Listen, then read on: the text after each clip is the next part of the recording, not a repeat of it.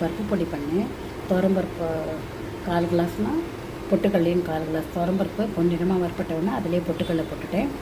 துவரம்பருப்பு வறுப்பிடும் போதே 4 காஞ்ச மிளகா, பெருங்காயம், உப்பு, பெருங்காயம் தூக்கில் போட்டு உப்பு போட்டுட்டு வறுத்துன்னு இருக்கும்போது கேஸை ஆஃப் பண்ணும்போது தான் பொட்டுக்கல்லை 1/4 டம்ளர் போட்டு அரைச்சி விட்டு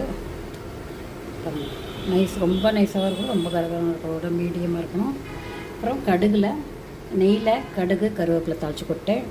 அப்புறம் அம்பிகா பருப்பு பொடி மாதிரியாக இருக்கும், நெய் பருப்பு பொடி சூப்பராக இருக்கும். இந்த மாதிரிலாம் பண்ணி பாருங்கள். நெய் பருப்பு பொடி ரெடி.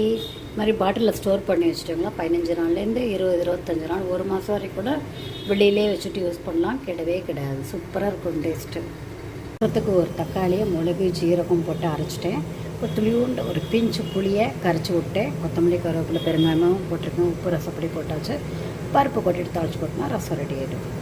அரைச்சி விட்ட ரசம். 2 பருப்பு வேக வச்சுருந்தேன், கொட்டியாச்சு. கொதிக்கட்டும், தாளிச்சு கொட்டிடலாம் ரசம். கடுகுப்பொடி தூவி கருவேப்பிலை, கொத்தமல்லி போட்டு சூப்பரான ரசம் ரெடி ஆகிடுது. இல்லை கடுகு தாளிச்சு கொட்டியாச்சு, கருவேப்பிலை, கொத்தமல்லி போட்டாச்சு. பண்ண போகிறேன். சௌச்சவில் கடலைப்பருப்பு, துவரம்பருப்பு ஒரு ஸ்பூன் போட்டு உப்பு, மஞ்சள் பொடி போட்டு வேக வச்சாச்சு.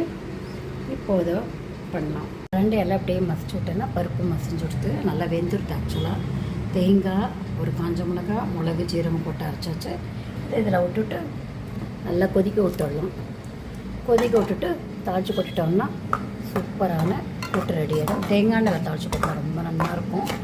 தேங்காய் எண்ணெய் பிடிக்காது உங்களுக்கு, இன்னும் நெய்யில் தாளித்து கொட்டிக்கலாம். நெய்யும் எண்ணெயும் யாருக்கு எந்த மாதிரி டேஸ்ட் இருக்குதோ அது மாதிரி பண்ணிக்கலாம்.